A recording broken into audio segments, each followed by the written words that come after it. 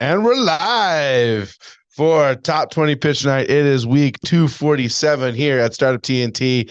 We are doing the Agri-Food Top 20. I'm Jesse Weave, your Agri-Food co-lead, the community development lead for Startup TNT, and I'm also the son of an ag tech founder, so I'm really pumped for tonight. And I'm William Johnson, and I'm here based in beautiful British Columbia and thrilled to be here. Right. So glad to have you here, Will. This is your first Top 20 Pitch Night. How you feeling tonight? I'm loving it. I'm loving seeing the people pouring in. It's good to see so many entrepreneurs, so many people who are invested in the success of these companies. Looking forward to having a fun evening. Absolutely. It's going to be a great time. So start sharing in the chat. Tell us why you're here.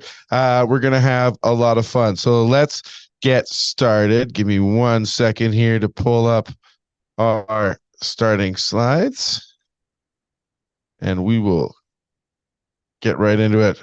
Ooh, I'm a little bit ahead. There we go.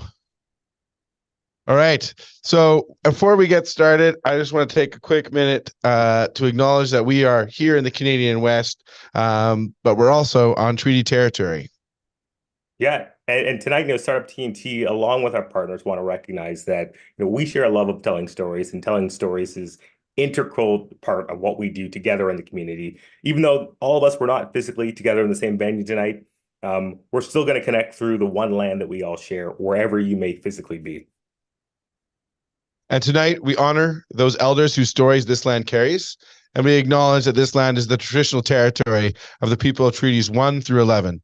This land was a traditional meeting ground, gathering place, and traveling route for the Anishinaabe, Cree, Ojibwe, and Dene people. We have to acknowledge the nations of the Saulteaux, Blackfoot, Dakota, Lakota, and Nakota Sioux, Siksika, Piikani, Kainai, and Tsuut'ina on the national homeland of the Red River Métis. We acknowledge all who have walked on this land before us, and we aim to create a safe space for all Indigenous communities at TNT. And tonight we honor their mission to gather the community and share stories. And storytelling has been a part of this land for generations. And we've got a lot of amazing stories to weave into the great tapestry tonight as we continue to tell the story of this place. And I'd like to tell a quick story about TNT. Our journey as an organization started nearly 5 years ago in May, and it all started with a simple idea. What if you could gather together investors, founders, and everyone who supports the startup ecosystem each week under the simple motto, have fun, make friends, build companies? What would happen if you did that? If communities were more open and more friendly, what would change? Well, nearly 13 million in capital raised is what would happen. 90 companies invested in is what would happen, and nearly 400 investors activated and trained on venture capital best practices is what would happen. That's absolutely right. That is the story of Startup TNT and the numbers that you see here on the screen. But it's also the 246 weeks of gathering, sharing stories, and supporting each other as we try to grow our economy in new and exciting ways. Yeah, and it's been quite the journey, hasn't it, Jesse? Yeah. Started all in Edmonton, and now we're in all 5 major prairie cities. And you can see here on this logo wall, we have all kinds of different sectors represented in our portfolio. We have B2B SaaS, we got marketplace, we got clean tech, we got ag tech, we got space tech, all kinds of crazy companies and amazing stats. Well, and we plan to add even more investment to this logo wall in 6 weeks. But what I love most about the stories and the logos here is all these people coming together every week, gathering, starting in Edmonton and now across all 5 major prairie cities, as Jesse said, and soon British Columbia. All these people are coming together to have fun, make friends on Thursday nights. Absolutely. That's where real connection happens. And it's what makes this ecosystem move forward. These are the relationships that form the foundation of any great community. And Jesse, I want to give a big thank you to our amazing organizing partners involved in the inaugural Agri-Food Summit. These are folks who support our TNT and the founders that are in the summit. Absolutely. We could not do it without them. We couldn't do it without Innovation Saskatchewan, Prairie Can, Spring, Tallgrass Ventures being our VC friend, helping educate our investors. We got our best friends forever, FCC, Natural Products Canada, and Ozler just joined the Best Friends Forever category in the last couple of weeks, and we're happy to have them on board. And yet, what better way to celebrate TNT than with their best friends forever? Absolutely. And we're also very pleased to have Doug Zielinski here, the director of Prairie Scan in Saskatchewan, one of our core funding partners, to share a few words about what Prairie Scan is doing for agri-food in the Western Canada. How you doing today, Doug? Terrific, Jesse. Thank you. Thank you, Jesse. Thank you, William, and Startup TNT. Thank you for, again, putting on together this terrific and important night. And I thank all of you who are here tonight for participating and being part of the Top Pitch night. As Jesse points out, my name is Doug Zielinski. I'm the Director General at Prairie's Economic Development Canada, or Prairie Scan. I am located in snowy Saskatoon, Saskatchewan. Just to note, most importantly, that we provide funding for businesses and not-for-profit organizations, really with projects that advance economic growth generally, but we do have a sweet spot for tech. And of course, we're located across Alberta, Saskatchewan, and Manitoba. We do invest in the tech startup ecosystems with funding to support organizations like Startup TNT. But I think most importantly, we make direct investments in companies that are out there generating revenue and are ready to scale. And that's through our Business Scale Up and Productivity Program, or BSP for short. I can't speak for the numbers right now off the top of my head for Alberta and Manitoba, but here in Saskatchewan, under BSP in the last almost 4 years now, we have invested in a little over 50 companies with a little over 70 million in approved funding for those companies, and currently have about 600 under management. And we will continue to do this kind of work. I should note, and maybe in particular for the ag sector, again, this is a Saskatchewan number, sorry. We've invested in 21 projects for approximately 40 million in Saskatchewan. So, you can know that if you're in Alberta, the numbers are bigger. Just the good news is in Alberta, those numbers are bigger. So anyway, I wish all of you well, and this is truly an exciting and a rewarding experience. Enjoy. Thank you so much, Doug. And thanks for all your support here in Saskatchewan and for your colleague support across the prairies in Alberta and Manitoba. Little highlight there on Saskatchewan. The finale is going to be in Regina. Saskatchewan is growing more and more as a global agri-food hub. And if you want to learn more about that, make sure you come out for the finale on March 14th in Regina. Will, these are just a few of the people. We got even more people. Who else is helping us out here, making sure that we can throw an awesome agri-food summit? Well, we have our best friends. We've got the close friends, the community supporters, and the summit organizing partners all here. Yeah, MNP, RBCX, Faskin, all of that best friends level. Faskin literally just signed the contract 2 days ago. So happy to have them on board. BDC, AEC, and University of Calgary Hunter Hub, close friends. We've even got some students from the University of Calgary learning with us at Startup TNT this time around. It's really great to have them on board. The community supporters, these are key people in the community. We got Emily, Ag West Bio, Amy, Chess Club, Plug and Play, Alberta. There's a great education session coming up on the 15th with Plug and Play. Keep your eye out for that. And of course, our summit organizing partners, Cultivator, CDL, and the 51. All of these folks contribute in a variety of different ways, and we seriously could not do it without them. So those folks are investing, in the work that we do. Let's talk a little bit, Jesse, about why to invest in startups. Well. So we've been investing in startups here with my family. My father was an ag tech entrepreneur himself. He built what is now known as Ag Expert with a few of his colleagues, and also built another fertilizer business all through the 80s and 90s. So I've seen firsthand what it takes to build a company. And it's important to give back to that next generation and keep building the economy for ourselves out here in Western Canada. We believe at Startup TNT that innovation can come from anywhere, and great entrepreneurs can come from even the smallest of cities. And we have some great entrepreneurs that have raised capital through Startup TNT, and even more tonight that are seeking our investment and are very deserving of that investment. And so if you're interested in learning more about how to invest with Startup TNT, I encourage you to reach out to me or Will or any of the Startup TNT staff. Check us out on our website, fill out the form for the investor handout. We'll reach out to you and share some more information about how you get involved. Wonderful. And I love what you said there, right? Innovation can come from anywhere. These companies, they just need the support of people like you in the community, which is all of us here tonight. I'm pointing at you guys on the screen there if you can see. So let's talk a little bit about how investment summit works, right? For those of you who don't know, this is not a pitch competition, let's remember, right? The winner of this is decided on due diligence, investors coming together. It's real companies who are going to get real investment with real negotiated deals, right? Investors commit up to $5,000 that will go into each deal. And as in past summits, there are many, many side deals and additional deals that get done. Many of the investors that are part of StartUp T are new to investing. Some are from traditional businesses, some have startup backgrounds. All of them are excited to participate in our rapidly growing tech community here in Western Canada. And of course, we're so excited. We're not that many weeks away from the finale on March 14th. Absolutely. We're going to be in Regina live with all 5 finalists, with a bunch of our community partners. There's a special event happening the night before with Cultivator, that those that are coming out will get exclusive access to. So please join us on March 14th for that finale, because we've got 20 plus investors joined already, and we got even more coming in soon. As I mentioned, the door is still open for another week to join if you are interested. And we have 20 agri-food startups that we are looking at.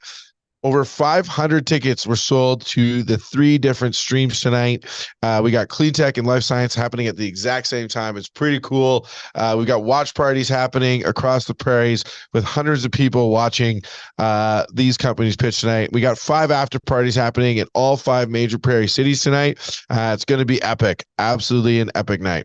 And who's pitching tonight, William? Let's tell the crowd what we're here to see. Well, we just have an incredible and diverse selection of companies that are pitching tonight in the agri-food sector.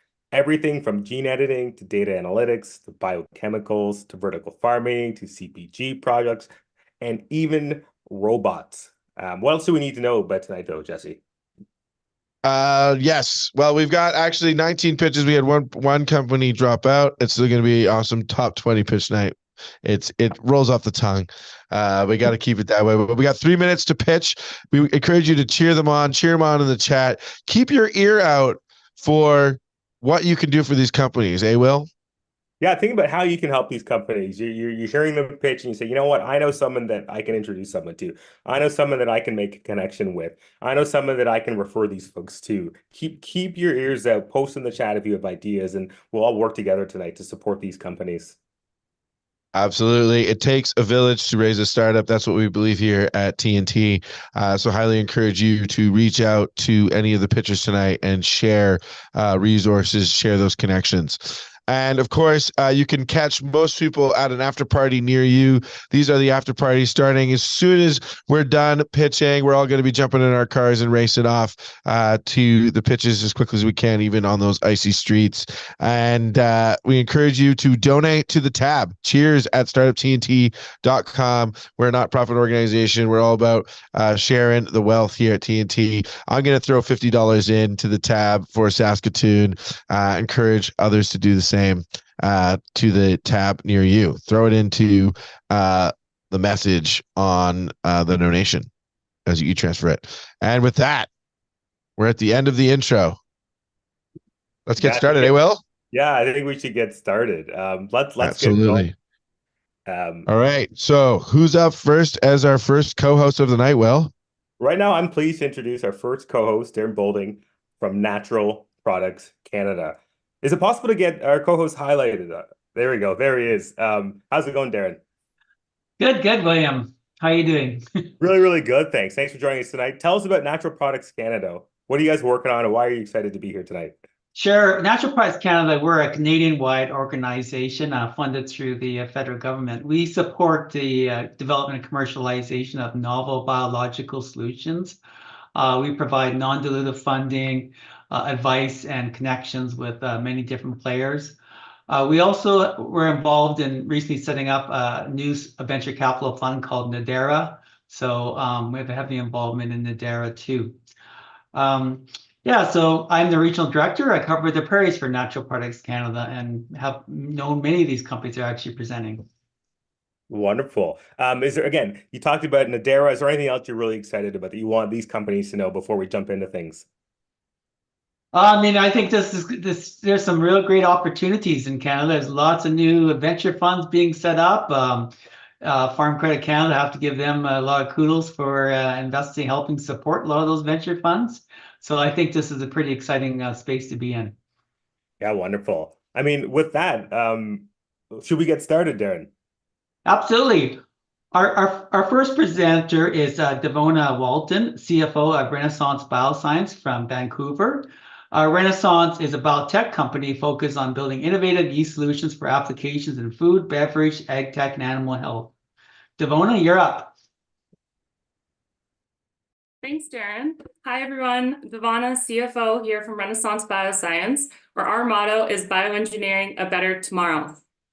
Let's face it, our planet is facing significant challenges, from climate change and food insecurity to unsustainable use of our land and sea. Our people and our planet are in need of a biorevolution.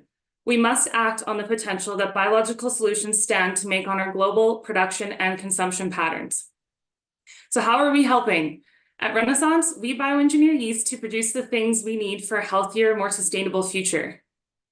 We are world-leading experts at yeast engineering. For each program, we determine end product specifications and then begin our iterative design, build, test, learn cycle to get a final optimized yeast for its intended purpose, using development techniques such as adaptive evolution, rare mating, and gene editing. We focus on the agri-food sector with current innovation verticals of food and beverage, agriculture, and specialty markets.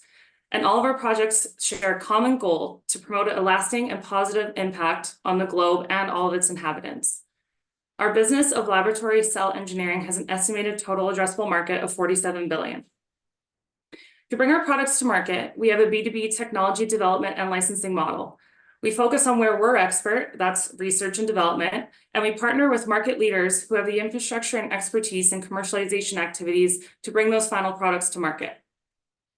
Importantly, this business model allows us to scale efficiently, being asset light, diversified, and limiting the need to significantly increase costs to increase our revenues. Right now, we are revenue generating from our 17 commercialized products in the food and beverage space and our 4 in-progress joint development agreements. Our innovations have led to a large portfolio of 62 patents across 3 families, and we've been very effective in achieving over $7 million in non-dilutive funds through government grants and tax credits. So we have lots of projects in our pipeline, but to highlight a few, we're working alongside the Vaccine and Infectious Disease Organization out of the U of S to target 2 diseases posing significant threats to the global swine industry. We've received a grant from the Canadian Food Innovation Network for our work to eliminate off flavors and aromas in plant-based flours, a problem which limits their use in many settings.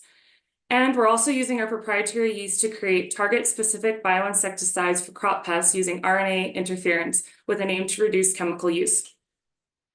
From 2022 to 2023, we witnessed 150% year-over-year growth in our revenue, surpassing $1 million.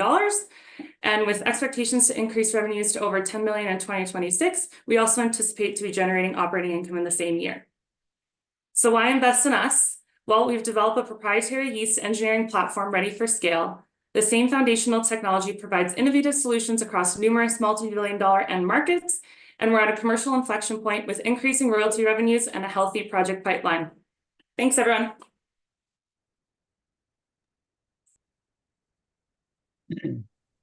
Thank you, Devona. Our next presenter is Maurice Douglas, CEO of Bander Industries in Regina. Bander Industries is transforming organic waste into sustainable solutions. Maurice, you're up. Hi, Darren. Thanks for the introduction. Hi, everybody. My name is Maurice. I'm the CEO of Bander, and we are a bio-based company that addresses 3 global issues: plastic pollution, food waste, and water contamination by transforming organic waste into sustainable solutions here in Canada. We identified a problem. Approximately 2/3 of food goes to waste before use worldwide, potentially affecting prices across all food groups and threatens our food security. When food reaches a landfill, it generates methane gas 25 times more than carbon dioxide. we welcome to you Ketoplex. Ketoplex is a liquid edible coating that reduces food spoilage and does this by protecting against bacteria, mold, and other pathogens found in food products. Ketoplex acts like a barrier that can reduce moisture loss and respiration rates while maintaining its quality. This method will extend the shelf life of fruits and vegetables, as you can see with Ketoplex with 16 days, with your traditional coating at 7. Our atmospheric packaging has 5 major characteristics to it. Aesthetics delays ripening, protection, microbial growth, bioactive with antioxidants, sustainable to reduce plastic waste, and shelf life for oxidation prevention. With our research and development, our proof of concept has been realized with testing against strawberries. Now we are currently enrolled with the MyTax program to improve on optimization for our formulation and testing against multiple food groups and commodities. We're looking to position ourselves for B2B market from the farm to your home, from post-harvest, manufacturing, packaging, distribution, transportation, and farmers markets. We've seen a significant rise in the edible films and coatings, with 2 billion in 2022 to expected to rise at 9.7% in 2027. We are in our startup pre-seed phase, seeking capital investments for our product and research development, product trials, IP, regulatory, planning, and staffing and talent, looking to go to market this fall. We're asking for $1 million. We have a small but mighty team. Me as a founder and CEO, entrepreneurs, 10 years in digital marketing and innovation solution, with our wonderful CFO, Geco, which is 10 years in chartered accountant and multinational corporations globally, and our wonderful CTO, which is 15 years in biochemistry and food science, an associate professor at the University of Saskatchewan. Please join the movement. Thank you for your time. Thank you, Maurice. Our last presenter in my block is Antonio Anselmo, and CEO of ChemBioPower from Edmonton, Alberta. Antonio, you're up.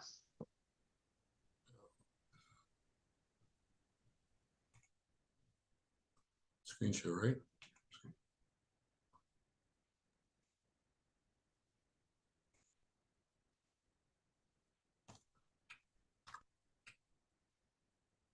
Are we ready? Gotcha. Good to go. Okay, I just want to first off by thanking Startup TNT for having us here. You guys are doing a great job. We needed something like this a few years ago. What are we doing at ChemBioPower? Well, in simple terms, our mission is to revolutionize agriculture. We use nanotechnology in plants. We're going to take the petro out of petrochemicals. Today, we can quickly break these carbon bonds and produce useful organic building blocks using our technology. Formic acid will be our first product, which is a C1. What are we doing? Basically, we are trying to take a transition metal catalyst, and what we do is we break down large molecules and we preserve the hydrogen. The process completely eliminates any need for oil and gas or coal. Our first products are formic acid, which is a versatile agricultural chemical. It can be used to protect bees.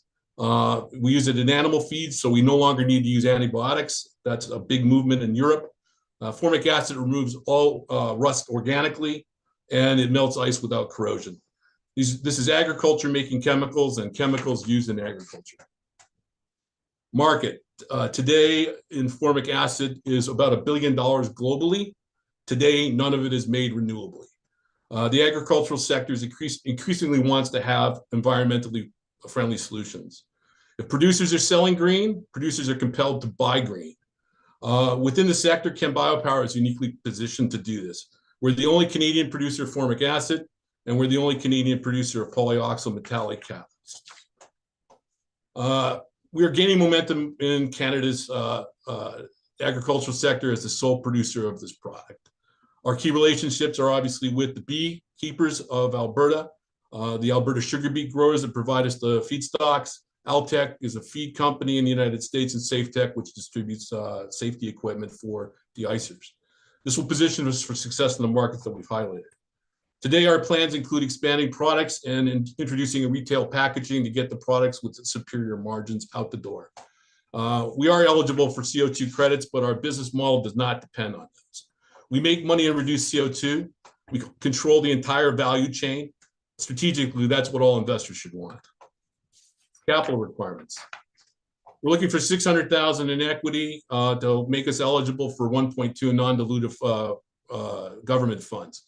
Our 18-month revenue goal is 3.5 million, and this new capital support our infrastructure. Simplest market comparisons look at Atlantic Sugar and Avantium. Both companies sell products based on carbohydrates. The market value for green chemicals in this case is 8 times what it is for traditional sweeteners. The math is simple. This is just the old versus the new. We have an outstanding global team here. We have some of the best scientists working with us on this. We have also excellent technicians. Our leadership team boasts extensive experience. We want you to join the revolution, and let's replace petrochemistry with green chemistry. Thank you very much. Thank you, Antonio. I think it's over to you, William. Yes, thanks so much. Antonio, you just made it. The timer was going off. Thanks so much for a good presentation. Jesse, what a great set of first pitches, hey? Yeah, what a way to kick us off. That was exciting. Just a small sneak peek of the night. We got another 16 pitches to go from a variety of different sectors. Before we get into that, I would love to hear from the two co-founders of TNT, Zach and Tim. They're here. What did you think of that first block of pitches, Zach, Tim? The first ag tech pitches we've got. This is awesome. Thanks, everybody. Yeah, I loved it. I actually provided some feedback to the last presenter, and I think he took some of it, so it made me feel good. So, Zach, Tim, lots of things been happening at TNT. What is so exciting about what's going on? Why should everybody be getting hyped up here tonight at the Agri-Food Top 20 Summit? Well, it's week 248 of Thursday Night Tradition. We're actually calling you right now from a 100-person party watching the Life Sciences stream right now. And you know what I think is the most exciting part?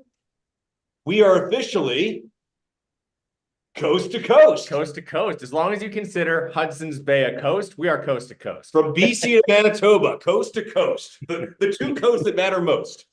That's Actually, tonight, I don't know if you saw in the chat, we got Yukon, we got representatives from the Yukon here tonight. We got representatives from PEI here tonight. So we're with the audience, we're covering this entire country. How exciting is that?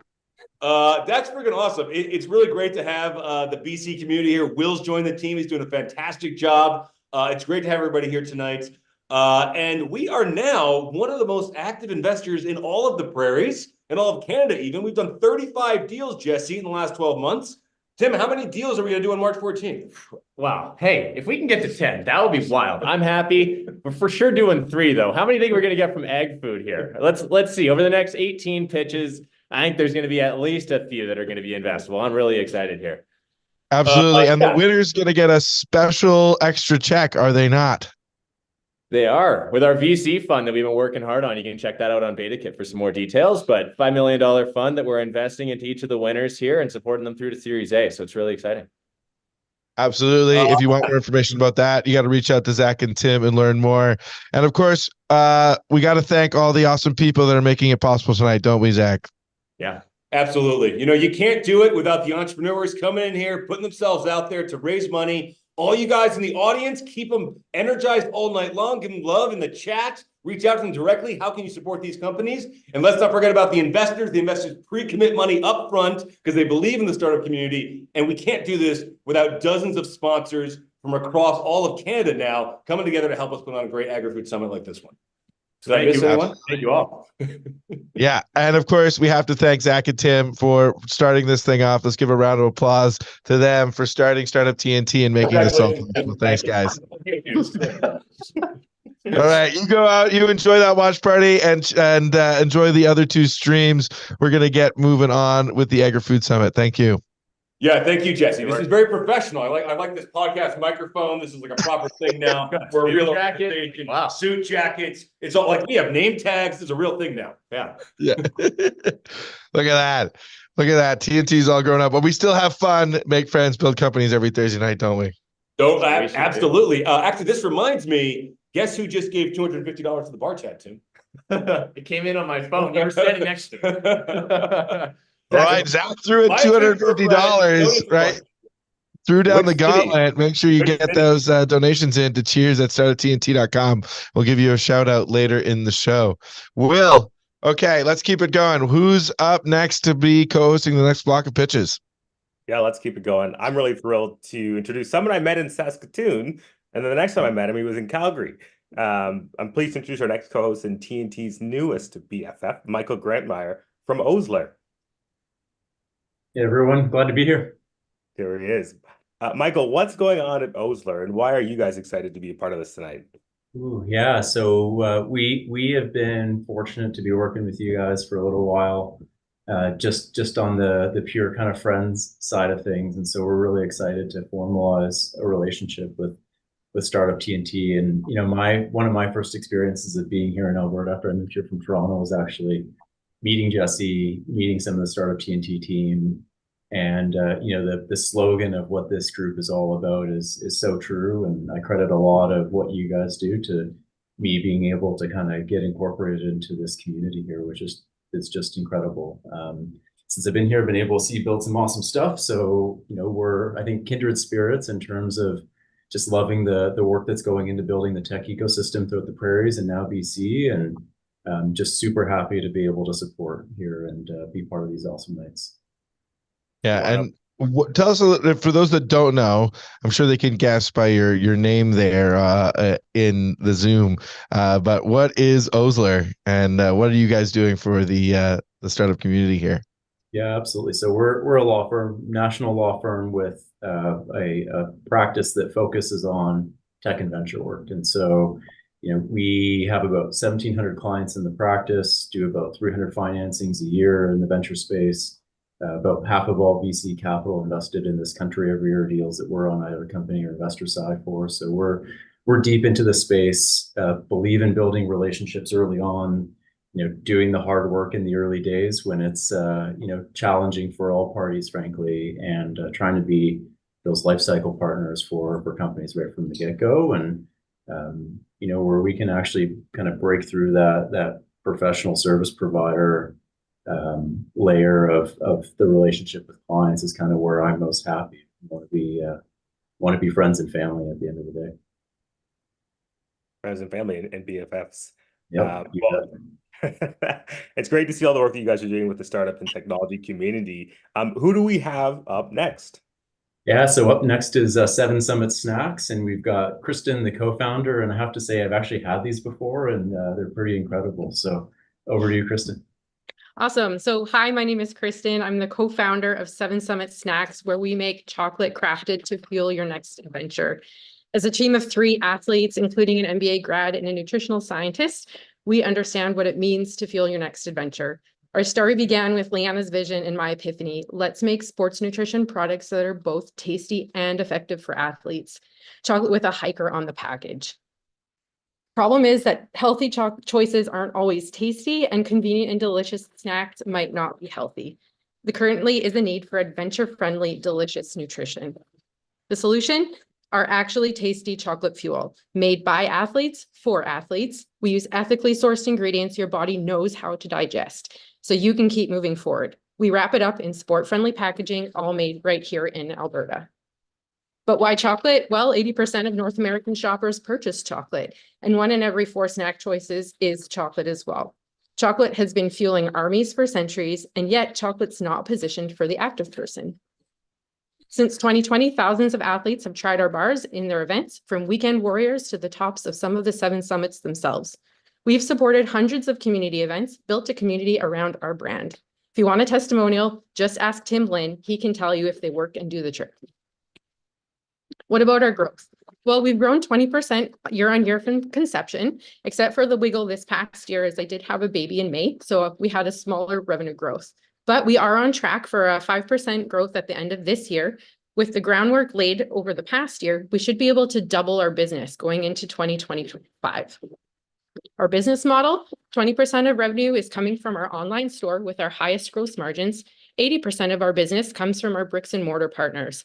Profitability will come at scale with achieving a stronger bottom line through wider distribution. Here's a snapshot of the 3 key market segments that we fall within. We offer point of difference within the sport nutrition market, as we have a more natural ingredients that are easier on your tummy with a far superior taste. But how will we grow? Well, customer acquisition is a well-known way to maintain and grow your brand. With our current business model, we should be able to apply the same acquisition principles into Eastern Canada and into the United States. We're now listed with 2 national distributors as of the start of this year. Furthermore, we're well down the line for entering the Japanese market. But we need some help. Well, first we need to First, we need to acquire new customers. Folks need to try before they buy, and our marketing efforts work well when we demo our bars in person, in the intended environment to build trust with our consumers. We could use some help with a few advisors to support us in marketing and international growth strategy. And of course, we need some cash. We're asking for $250K to put us on the front foot with our geographical growth plans for the next 2 years. That spend includes student salaries, marketing support in the new markets. We encourage investors to join us on this exciting journey to redefine healthy on-the-go snacking for outdoor adventures. Thank you.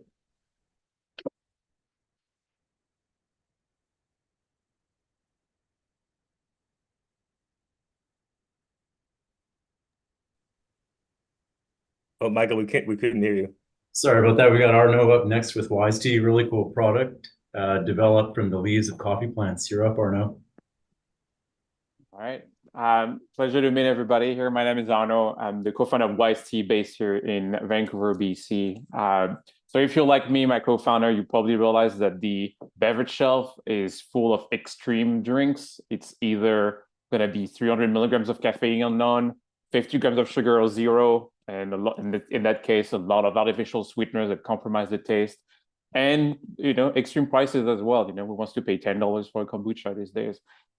So that's what we had in mind when we created Wize. We wanted to create a drink that was boldly balanced and addressed all of the pain points that consumers would feel on the market.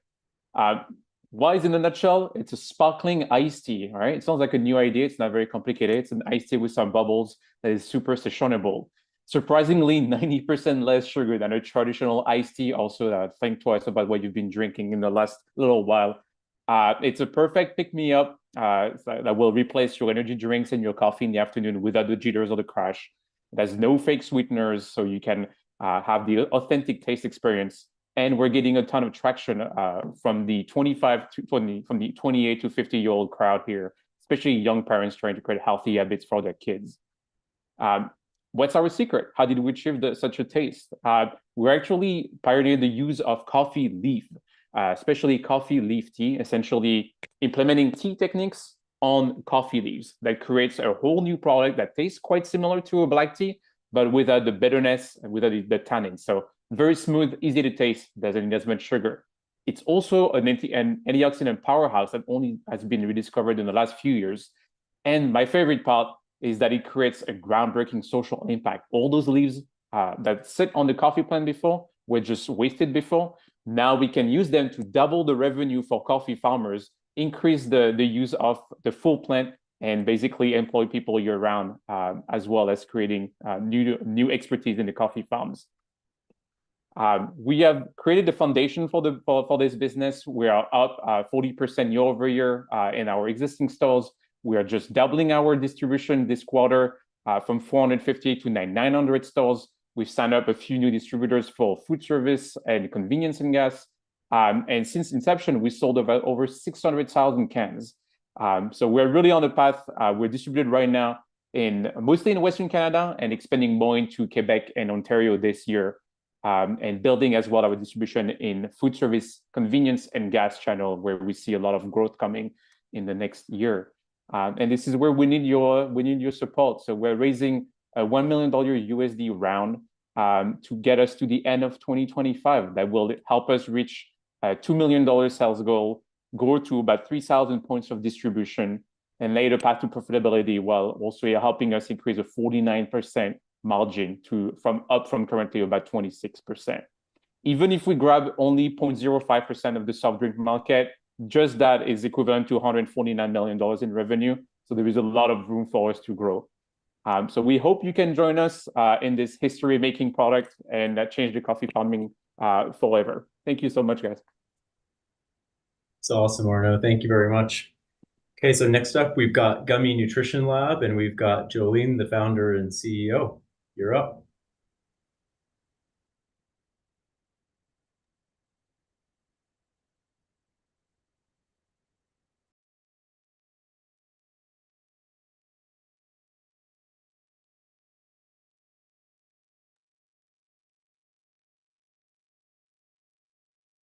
Jolene, are you there?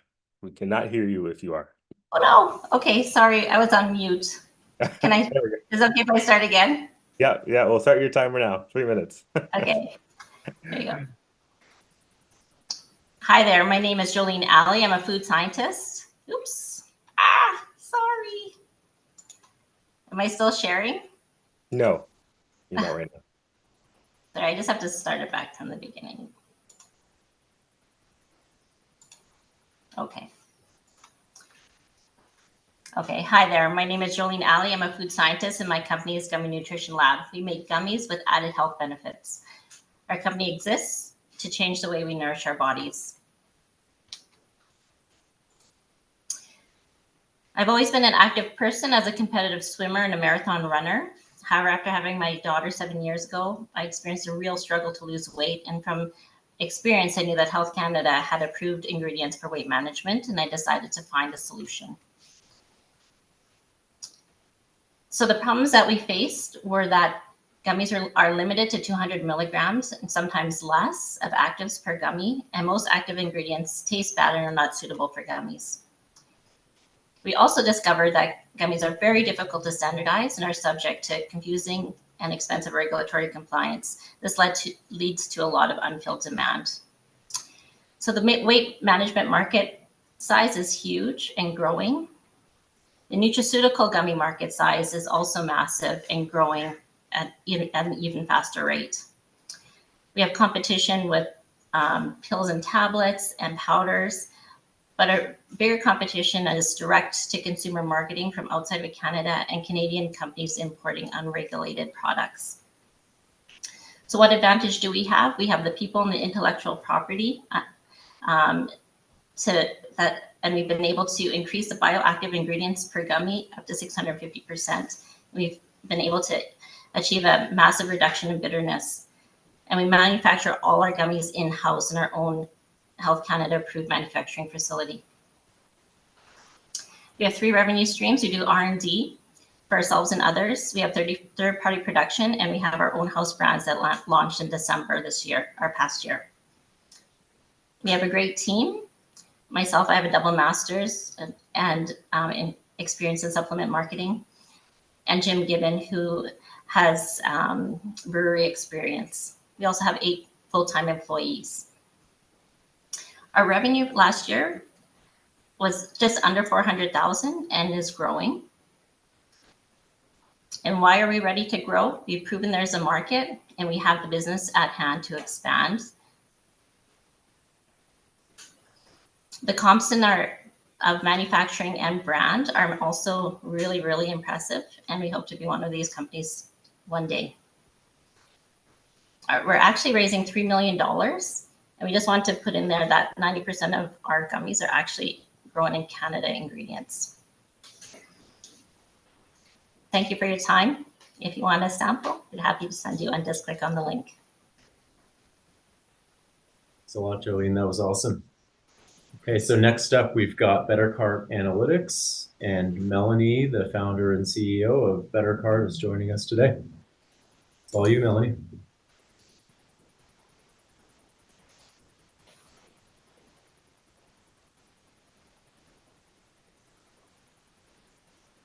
Great. Can everyone see that?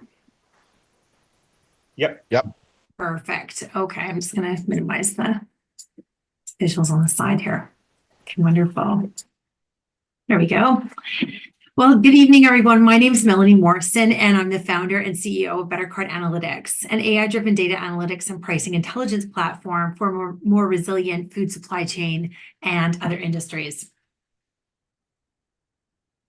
Oops, there we go. There are many stakeholders in the food supply chain, and ensuring that these diverse stakeholders are protected and positioned to thrive is critical.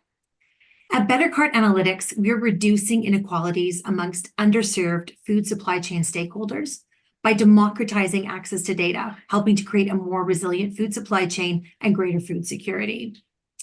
Here are 2 sample customer segments of ours at BetterCart Analytics. independent grocery retailers, and food and beverage processors and manufacturers, along with many of the brands we've heard from this evening. We're helping them move from traditional data capture, which might include price screenshots or looking at products pricing online, one product at a time. This creates serious limitations and leaves these companies data starved. So our solution is BetterCart Analytics, an AI-driven price analytics platform that imports, cleans, and formats millions of unstructured price data points from online grocery retailers. We use natural language processing and image recognition to generate our machine learning and AI-driven pricing intelligence models.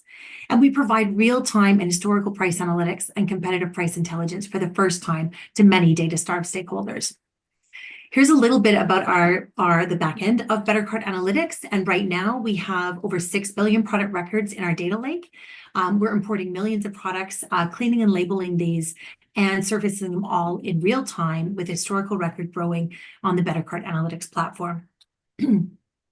Here's a sample of what our dashboard looks like. And we have 3 features in the market right now that amount to 12 use cases. So why is this important now? Well, grocery is the least digitized retail segment on earth. Pricing is the number 1 driver of consumer purchasing behavior, and independent retailers are the fastest growing market segment in both Canada and the US. Further, 70% of SME food processors and manufacturers operate with no price analytics at all. So is this a growth market in North America? Absolutely.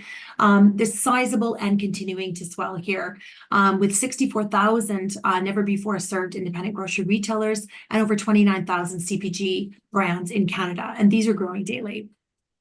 We're disrupting the landscape and happy to do so with our clearly affordable, straightforward, real-time hyperlocal AI and our unique customer segment.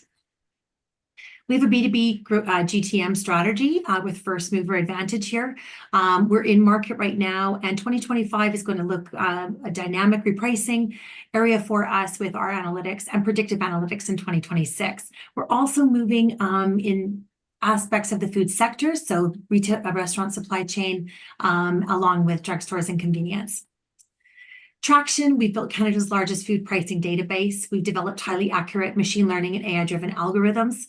We've onboarded paying customers with 150K in revenue and excellent customer testimonials. We're going to continue to raise non-dilutive funding in conjunction with the money we're looking to raise now. We've built strategic partnerships, and as of December 2023, we've built partnerships with Pattison Food Group, Skip the Dishes, and Moneris. Our revenue projections, we expect to be up at over 1.2 million by 2025. I'm very excited. And our leadership team, we have over 40 years of combined research experience, business experience, analytics, and team management. We've also completed a series of accelerators that have positioned us very nicely to build our partnerships. We have a series of advisors who are amazing with over 100 years of experience in CPG, retail, finance, and business development. Finally, we're raising $650,000 as a pre-seed round with $305,000 committed. We're looking to acquire 10 new customers this time next year and achieve that 1.2 million in revenue. We're going to focus on the planned R&D as well as our sales support and account management. Thank you so much. It's a pleasure to be here this evening. Thanks so much, Melanie. That was awesome. I think it's back over to you, Jesse and William. Yeah, what a great block of pitches. Thank you, Michael, for leading us through that block of pitches. 7 up, 7 down. Will, how you feeling? I'm hungry. Yeah, right. That was the block of food. Hope you are all jumping on your Amazon accounts, your Uber Eats, ordering some of those awesome products. If you can grab them near you. I know I ordered Wize Tea earlier in the week, and he even threw a coupon code there in the chat, Wize20, so you can order some extra product. All right, what do we got coming up next? We got Marlise Hunter from Tallgrass Ventures, our VC friend for Agri-Food Summit 2024. How are you doing tonight, Marlise? Good. Hi, friends. Hi, it's so great to see you.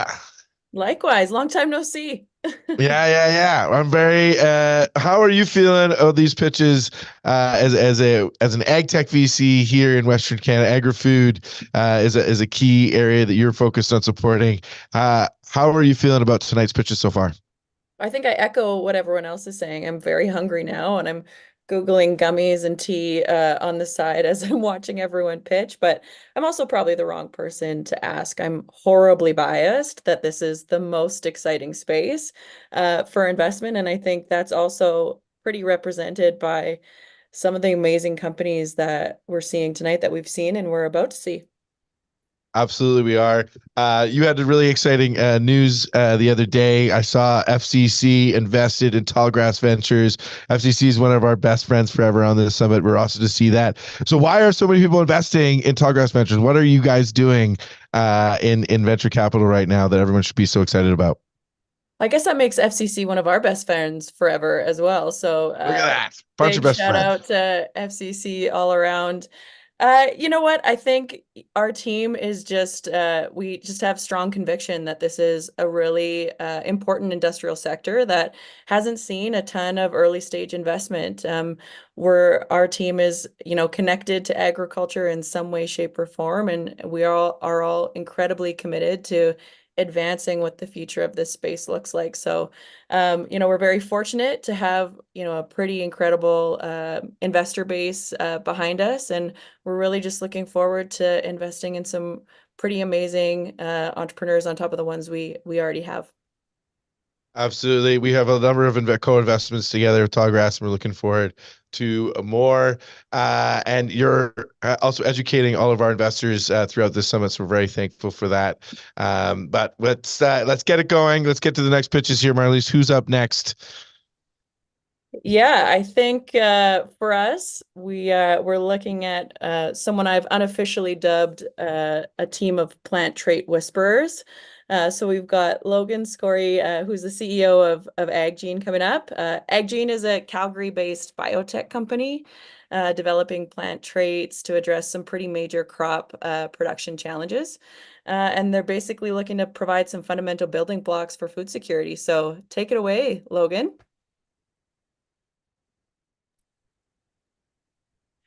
Thank you, Marlies. Good evening, everybody. My name is Logan Scory. Our team at AgGene is focused on feeding the world with high-protein, climate-resilient crops. From a young age, I've been very passionate about agriculture. I think my time working on the family grain farm really instilled the value of technology for farmers. And at AgGene, we're focused on developing genetic technologies, which we can deploy into seeds. And when we deploy these traits into seeds, we can improve things like food nutrition, food security, and improve quality of food ingredients.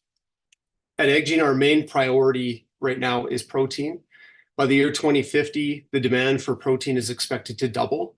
And when we consider population growth, the environmental impact of animal husbandry, and climate change, we need to start thinking of ways of how we can increase the production of protein in a sustainable, economical manner without compromising yield. And at AgGene, we're building a portfolio of protein fortified seeds. The way that we do this is through genetic engineering. So we have built proprietary GMO and gene editing traits, which we can deploy into various crops. And the result of this is a high protein seed.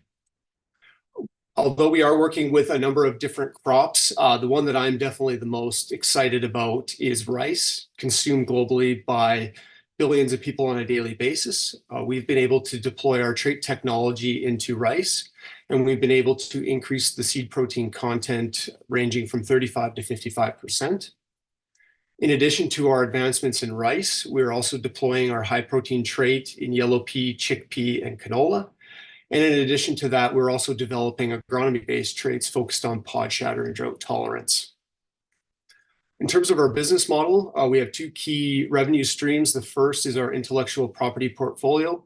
We can license traits to other seed breeding companies domestically and internationally. And the thing that I'm most excited about is being able to utilize our own intellectual property in-house to develop proprietary germplasm and new seed varieties.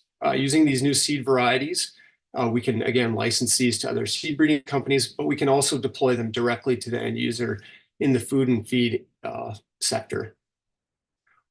The thing that I'm most excited about is the team that we've assembled. We are a team of scientists, farmers, and seed industry professionals.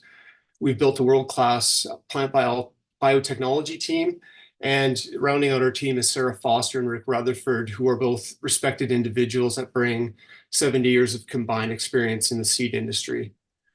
We're currently raising $1 million pre-seed round, and we're going to be utilizing these funds to build a robust IP portfolio, accelerate our ongoing product development, and preparing varieties for field trials. If you'd like more information and have a conversation, feel free to email me or connect with me on LinkedIn. Thank you. Awesome. Thanks, Logan.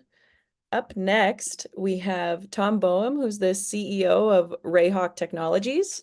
RayHawk is based in Saskatoon, and they're developing an autonomous solution for top-loaded grain cars that eliminates any need for human intervention. So looking forward to this. Take it away, Tom. Thank you very much, Marlis. Are you able to see my screen okay there?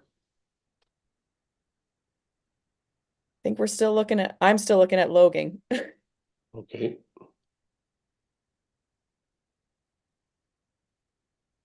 How's that? Oh, let me click another button. There we go. How about that? Yeah, we can see it. Well, first of all, thank you, everyone. And what an exciting event. This is my first time presenting with Startup TNT, and love the energy in the room, and it's fantastic. So my name is Tom Boehm, President and CEO of RayHawk Technologies. As mentioned, we're a Saskatchewan-based company centered out of Saskatoon. And what we've developed is with our team is an autonomous solution to open and close rail cars. Here's a picture of the size of our team that we've amassed over the last 3 years. This definitely isn't 1 or 2 person operation, and we're very proud of some of the technology that we've developed over the time.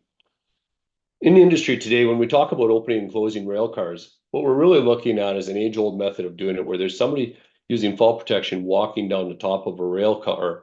And this could be in all kinds of weather. It could be in the snow, it could be in the rain, it could be in the wind, it could be dusty, it could be dirty. You know, even one of the little things that a lot of people overlook is that in order to do this task, you have to actually bend over about 1,500 times across a 12-hour shift just to load cars. And that might be okay on the first day, but I'm sure the second or the third day gets to be a little bit strenuous. When we look at how this impacts the industry as a whole, safety is a huge part of this. I mean, there's slips and there's trips. You could fall into the rail car, you could fall off the rail car. You know, we really need to take an increased focus on our safety right throughout the industry, which is happening every day. And we've identified that this is a key initiative here. Production is 24/7, 365, particularly as we're shipping things to port to export out of our country. Insurance costs get impacted by anytime there's an injury or anytime there's damage to equipment, anything like that. You know, with using this as autonomous solution, we can really help strategically optimize what those insurance costs look like. And last but not least is our skilled labor. There's so many better ways to use the human capital in our operations. And this old job, let's face it, there's a lot we can do to move away from it. In the background here, as I keep talking, there's an animation here that I'll give a quick description of how this technology works. But this is a truly autonomous solution. We're using machine learning and vision-based camera systems and a complex computer system to actually identify and locate the latches, the position of the lids, even the orientation of the rail car as it comes in. Now, this solution is predominantly designed for top-loading granular rail cars that we'll find in the mining or in the agriculture industries that are anybody shipping a environmentally sensitive bulk material to port. We're improving cycle times, we're improving safety by taking people off top of the rail cars. As you see, there's one system on the opening side as the rail car progresses along to the filling location, and there's another system on the closing side that's doing the opposite operation of closing the lids, latching the car shut, and sealing them so it can go to port.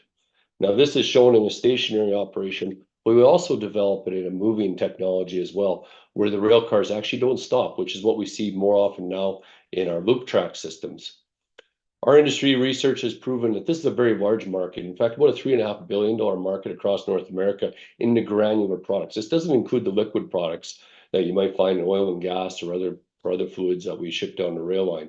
And when we look at a service and obtainable market, which would be the higher volume producers or the companies that are a little bit more tuned in with safety and efficiency, that's a $660 million capacity. And as I mentioned, that's just in that granular space.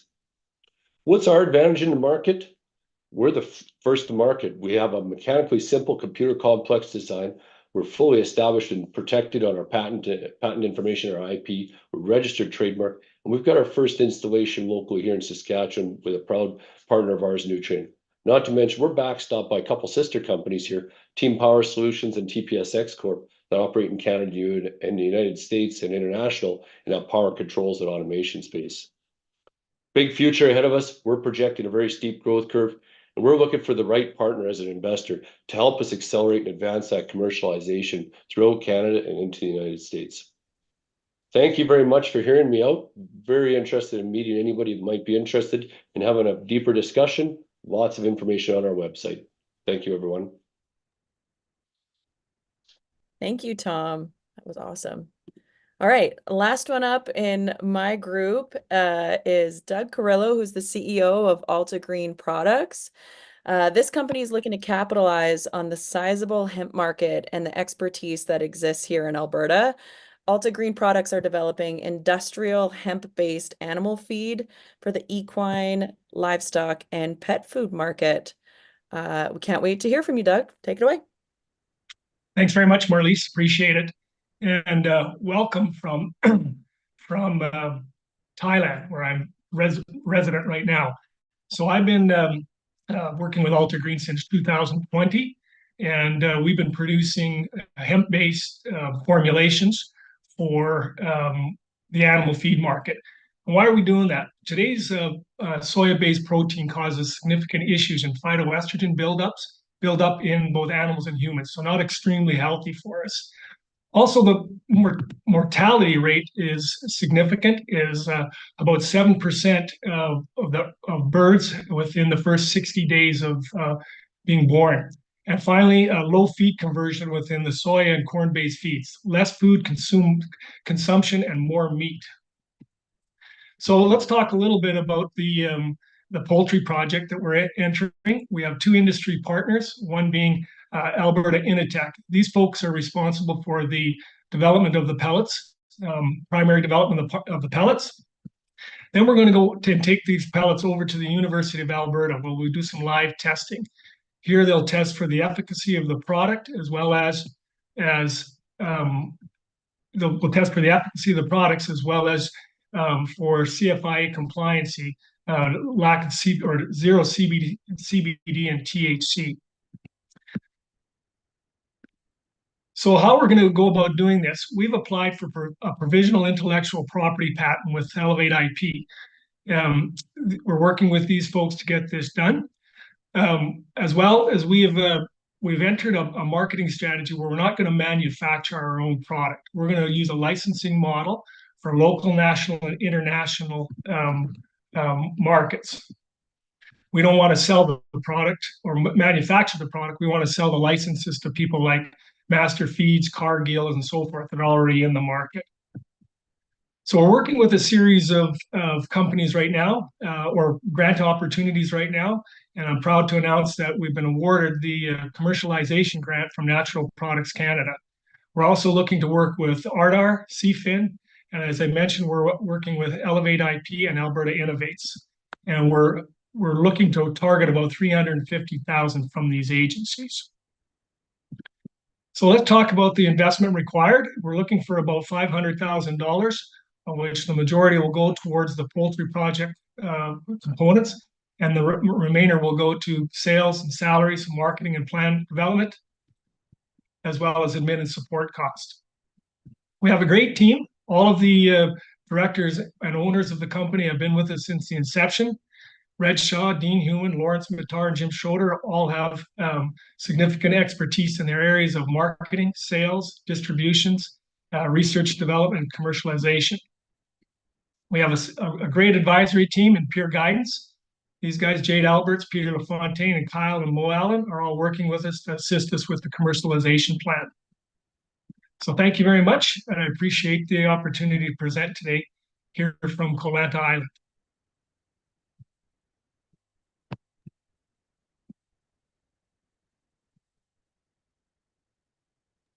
All right. Thank you, Marlise, and thank you to all the pitchers for that awesome block of pitches. What did we think, Will? Yeah, wonderful. Like every pitch is exciting. I'm engaged. the agri-food business sector across the Western Canada is very promising, clearly has a bright future. Absolutely, it does. And we could not do it here in Saskatchewan without the support of one of our other core funding partners. And I'd like to bring Matthew Hyduk on stage quick to tell us a little bit more about how Innovation Saskatchewan is supporting the agri-food sector here in the prairies. Perfect. Thanks, Jesse. Yeah, for those who aren't aware, Innovation Saskatchewan is an agency of the government of Saskatchewan. We're really responsible for fostering innovation and supporting research and development in the province.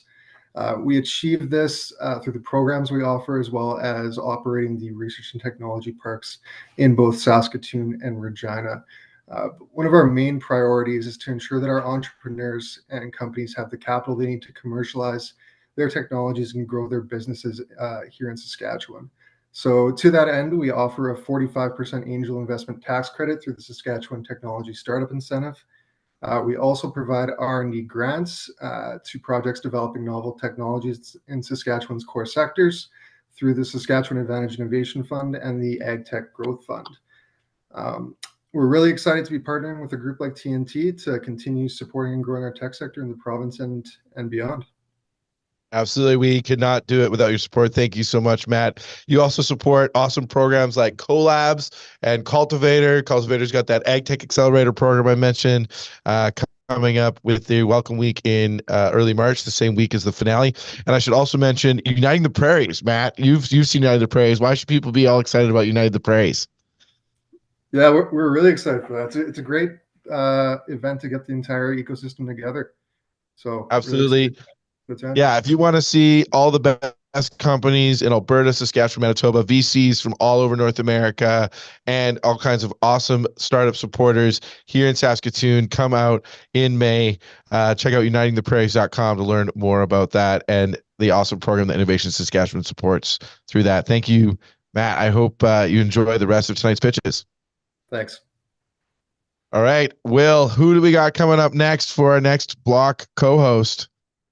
Well, yeah, let's get back to the pitches. Right now, we're going to welcome up co-host Graham Millen from Farm Credit Canada. Hey, Will. Hey, how you doing? I'm doing pretty well. Yeah. Well, obviously, we were talking about you guys a bit earlier this evening. You had the big news with Tallgrass Ventures, but at FCC, you guys are much more than just financing, right? Why else are agri-food business, food and beverage businesses, why else are people coming to you guys and working with you? It's a great question, Will. Well, first, the caveat of I'm 2.5 weeks into my FCC career, so this is going to be fun, and I'll say I appreciate all the kudos and the shout outs to FCC, and while I take no credit, I will totally accept the love. But I can tell you why FCC matters, because I picked FCC as a place to work. So I sort of put my life commitment there. And there's a reason. As an organization, when you think about the importance of Canadian agriculture and food system on the global scale, there is literally no other organization that's better positioned to be impactful in supporting primary ag producers as well as the agri-food industry. And so, yes, that is definitely, 60 years ago, FCC was set up to provide credit and capital. But when you're as large and, lending to over 100,000 farms across Canada, the insights, the expertise, the relationships, the knowledge, the connectivity that FCC can bring to the table is second to none. And I think, as we've heard lots today, a legacy of supporting the ecosystem as well. Yeah, wonderful. And is there anything else you want, again, the companies, the investors that are listening in to know about FCC before we get into the next round of pitches? Yeah, for sure. My role, which is sort of a teaser to what may be coming down the pipe from FCC, is I joined the venture capital team as the VP of Business Development and Ecosystem Support, and we're in the process of, it's a little bit sneaky right now, but we're building out a much larger, more impactful platform to support the ag tech and agribusiness ecosystem. So more to come in the months ahead. But lots of support. Yeah, I've already tweeted it. Yeah, perfect. Thank you so much. Graham says nothing, but cool stuff coming. FCC recognizes the role it can play and will play, and I'm super stoked to be a part of that. That's awesome. Looking forward to hearing more on that. And so, who do we have next tonight? Well, keeping up with the theme of amazing companies doing amazing things, I'm really stoked that Maia Farms made the cut tonight, as there wasn't much room. But when the CEO is such a fun guy, you got to make it work. Happy to turn it over now to Gavin, the CEO and co-founder at Maia, to tell you all about the future of protein. Hi, good afternoon or good evening, everybody. My name is Gavin, and I'm proud to introduce Maia Farms, a pioneering BC-based company committed to transforming global food security in the 21st century.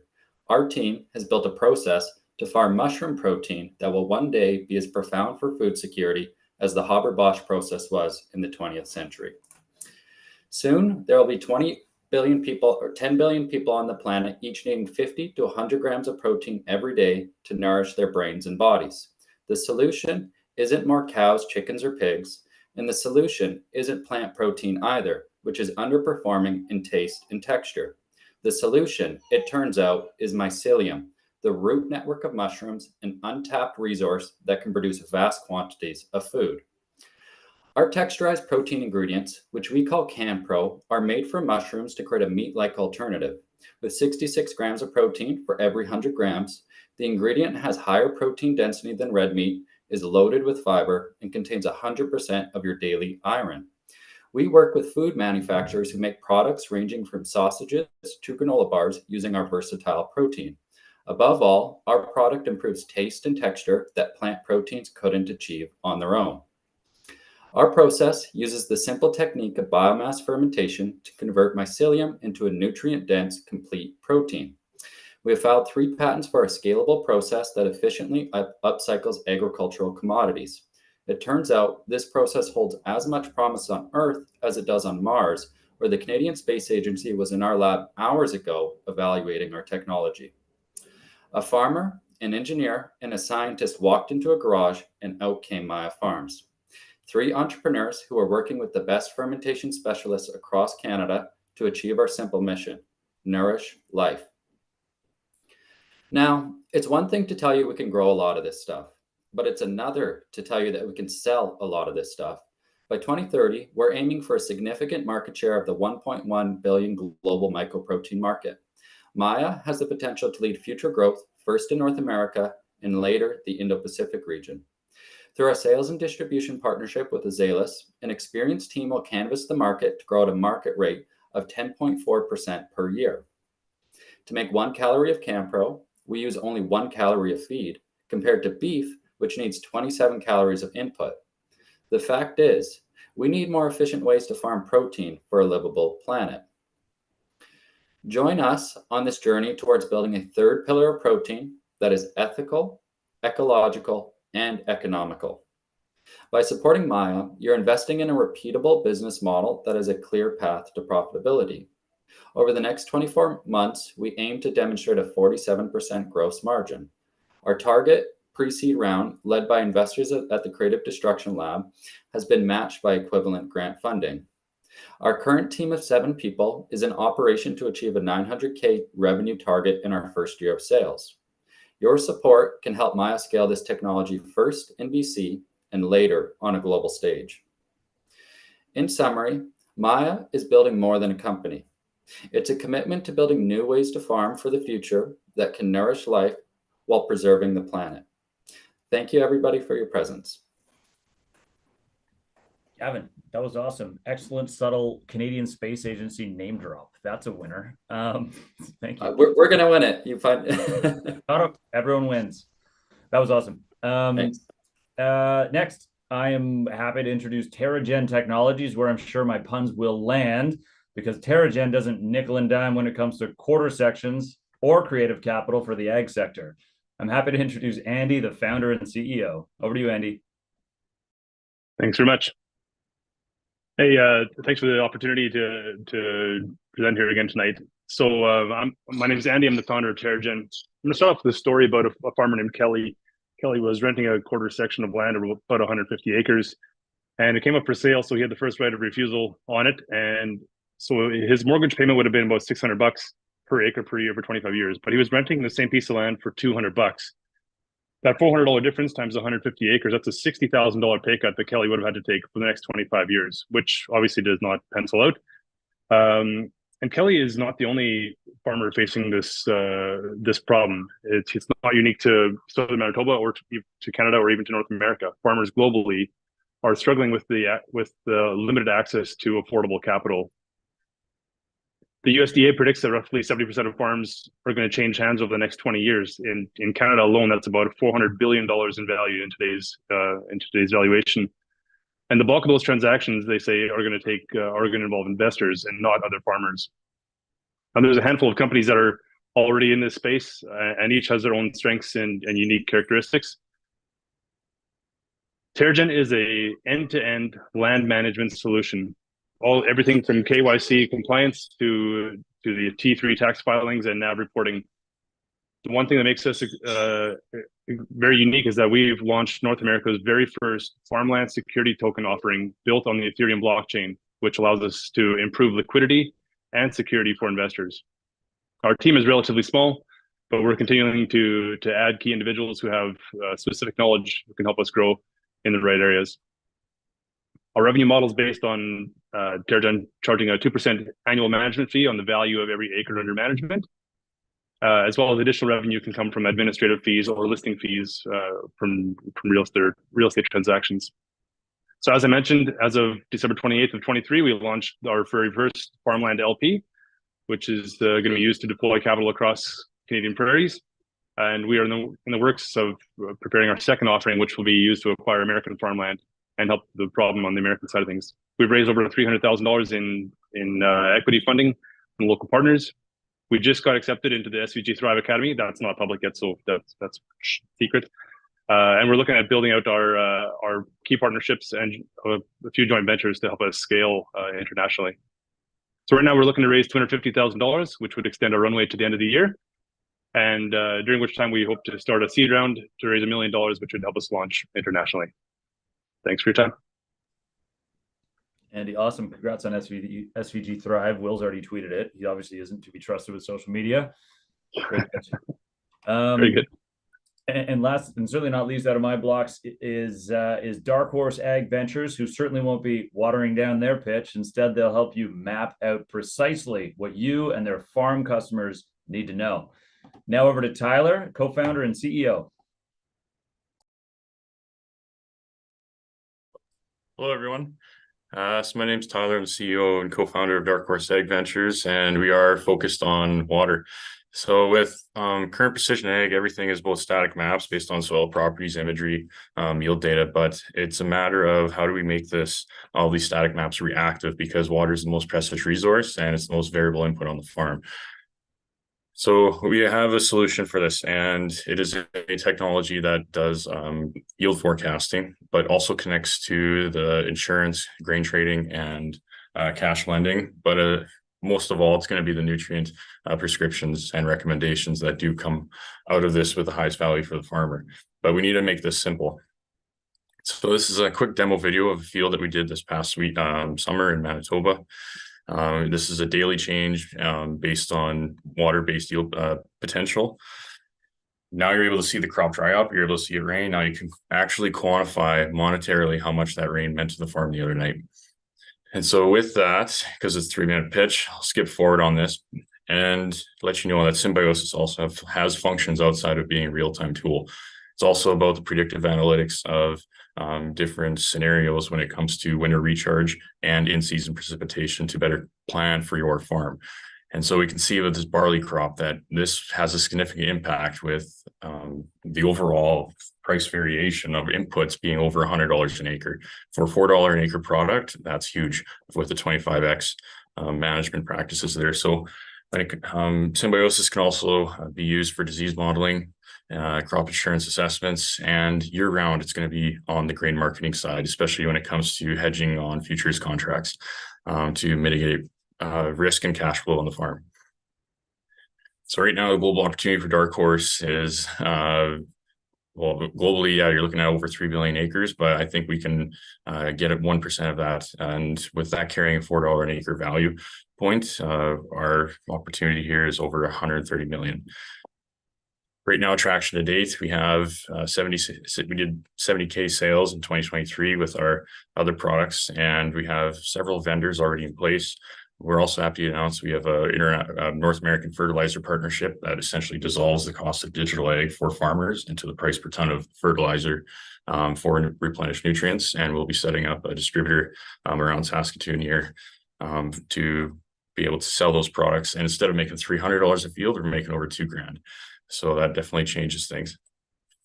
Right now, our seed round is open. We're looking for $1.5 million.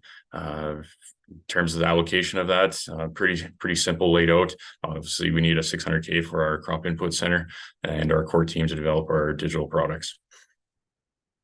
So this is the agronomic horsepower that we are dealing with. You got myself, Garrett's a data wizard from Olds College there, and then Alex used to be the head of Bayer and BSF Digital Agriculture, and then Elston was the president of AgriTrend.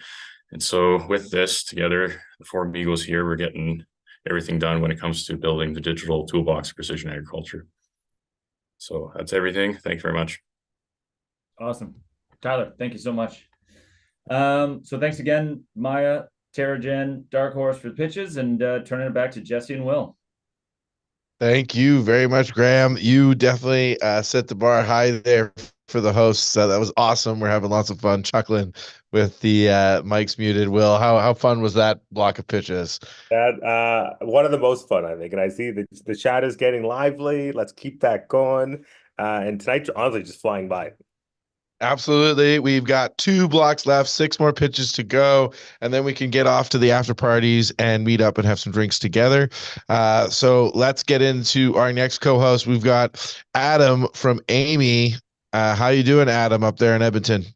I'm doing great, Jesse. How are you? I am doing absolutely wonderful here in Saskatoon. It's so great to see you here again on the call. Amy, you've been a big supporter of Startup TNT's work.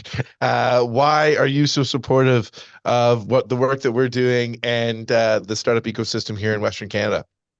Yeah, I mean, it's such a great opportunity to work with organizations like Startup TNT, especially ones that started in Edmonton and now are expanding across Western Canada. It's fantastic to see.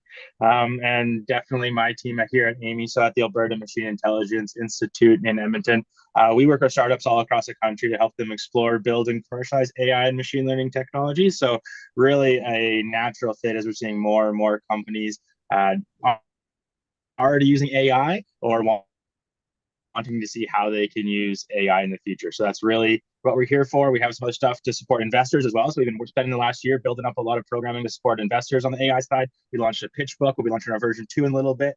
And we have an AI conference. So lots of stuff going on to support. I'll drop some links in the chat here to all those different pieces, my email, and to all those different things as well. So you'll be able to get a hold of me after. Absolutely. And Adam, why don't you just give people a quick reminder, what does Amy do for like agri-food companies, or what have you done for agri-food companies? Yeah, so we've done quite a bit of work with different startups here. I mean, I see BetterCart pitched earlier. We worked with BetterCart. I know we've worked with quite a few others.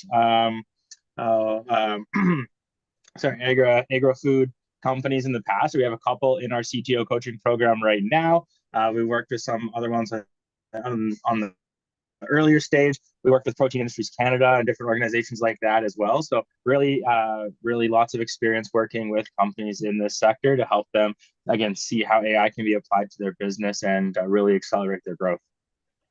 Absolutely. It is a hot super cycle right now on AI, and the people who've got the answers for you are right there at Amy. They've got those coaching programs, they've got all those resources. So please reach out to them. All right, Adam, let's get on to our next block of pitches. Who's up next? Awesome. Well, I'm going to bring the level of quality of intros way down after Graham. I am not nearly as punny or funny. So first up, we have SkyAcres Agrotechnologies, and pitching we have Zafia. Thank you. Hello, everybody. My name is Zafia. I'm the Chief Strategy Officer here at SkyAcres Agrotechnology, and we are democratizing produce production. Farming in Canada is risky business, and the barriers to entry are only getting worse. Over the last 2 decades, Canada has lost on average 7 farmers a day to centralized food giants. Today's food is at an all-time low nutrient deficiency, and produce travels over 7,000 kilometers before you eat it. resulting in a loss of over $600 billion annually. Now, even if grocery stores wanted to source local produce, there's no streamlined way to do so. And there are solutions such as vertical growing, but the options are very limited. Now, imagine if anybody could grow food without needing farmland or access to knowledge with a lot of money. Imagine if there was fruits and vegetables being grown just steps away from your home. Well, this isn't just an idea, this is actually happening here at SkyAcres. Using our unique patent-pending aeroponic system, we've developed the lowest energy and lowest cost device on the market today by entirely removing the need for pumps.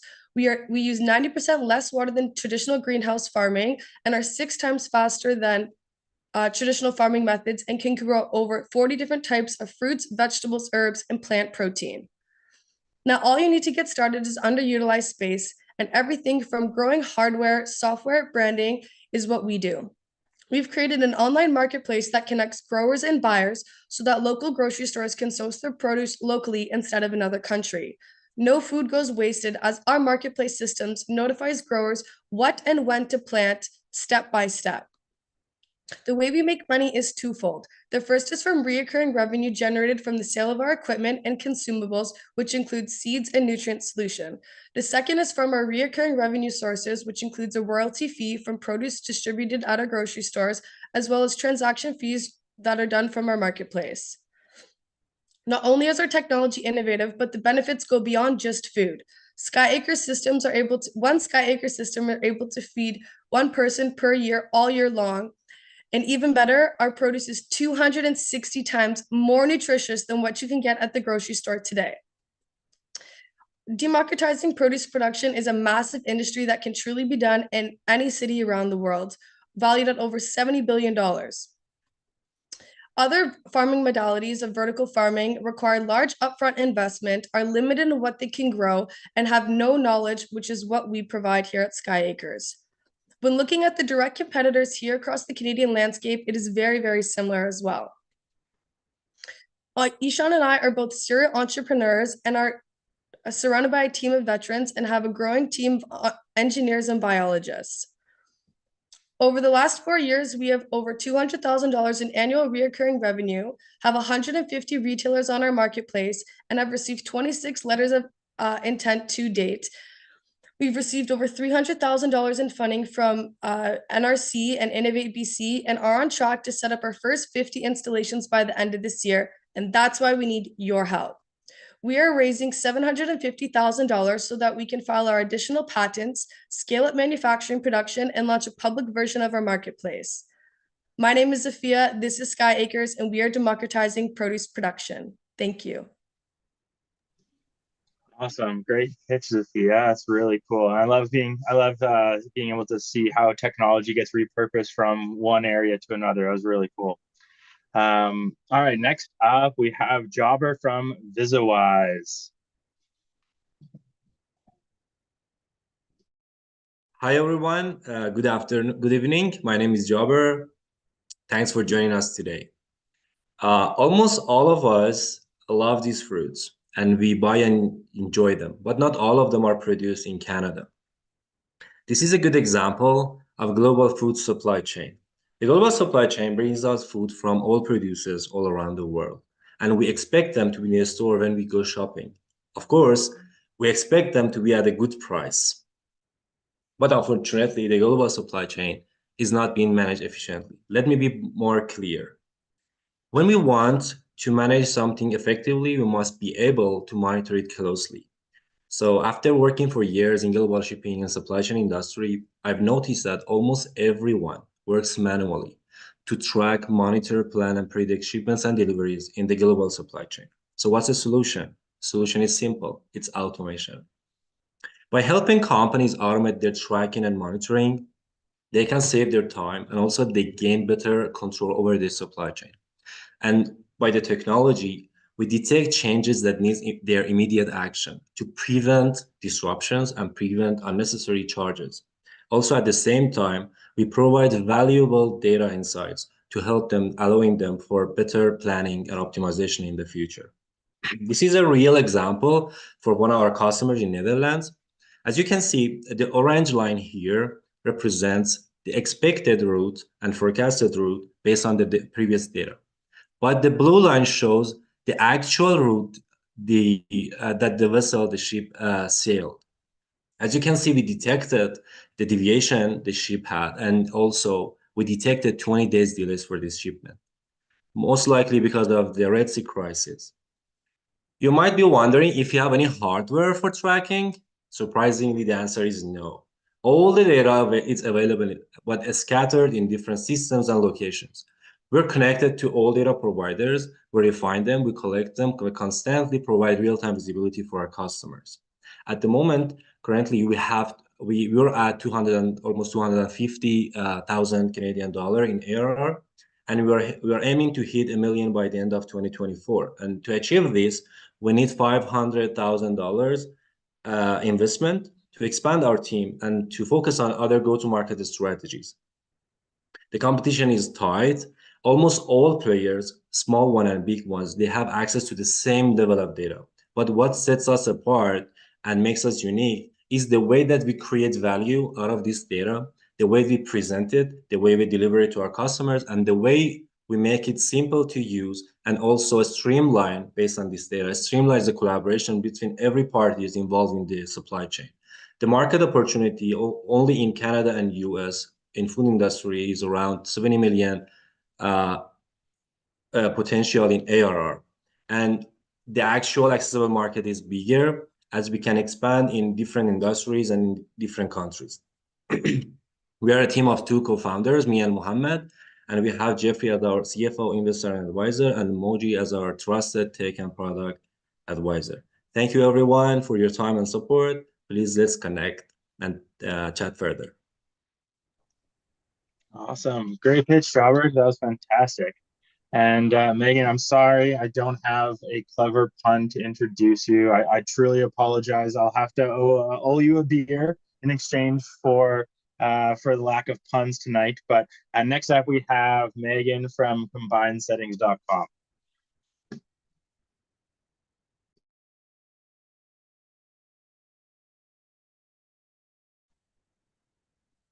I'll forgive you for the lack of puns. My name is Megan Madden. I'm one of the founders here at combinedsettings.com, which is a peer-to-peer data sharing platform to help farmers globally reduce their harvest losses.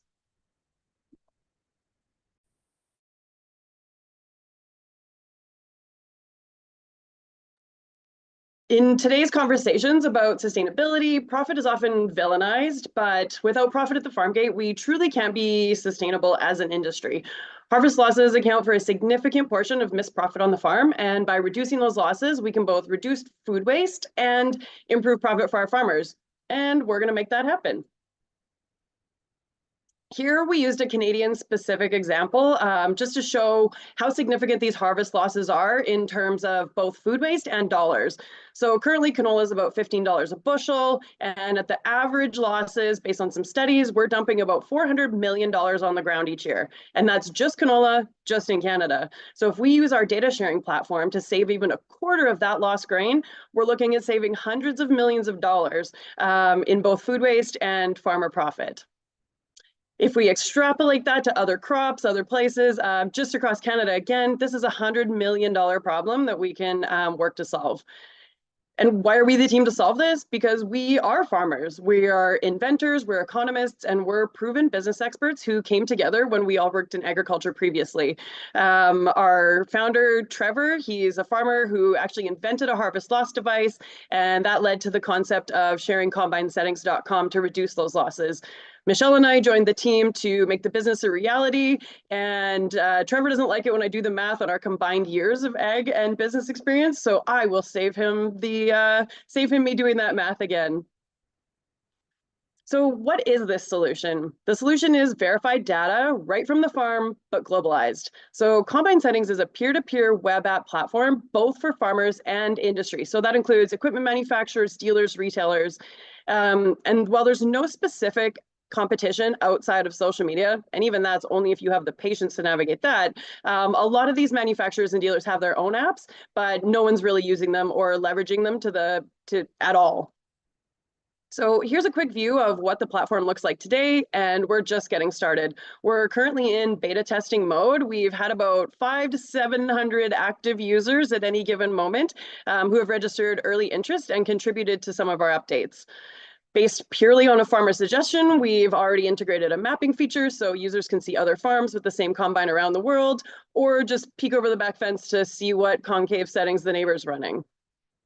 We're nowhere near done these updates yet. We actually have a big push coming in the next couple months, and you can't have a tech conversation without AI these days. So I'll have to be calling Adam after this. We are currently inputting data and integrating a custom GPT to make setting recommendations based on all the data that farmers are inputting into our system. What does all this mean for business potential? Only in North America and Australia, there's over 1.1 million farms that are growing crops. Globally, as someone else mentioned, there's over 4 billion acres of cropland, and 80% of those 1.1 million farms have a combine. Even if a very humble 2% of those farms become our subscribers, we're already looking at almost 20,000 users. We are currently pre-revenue bootstrapping, but all of our modeling and research has led us to our revenue projections. So our launch pricing will come at an annual subscription of about 200 Canadian, Australian, US dollars, approximately 150 euros, depending on the day.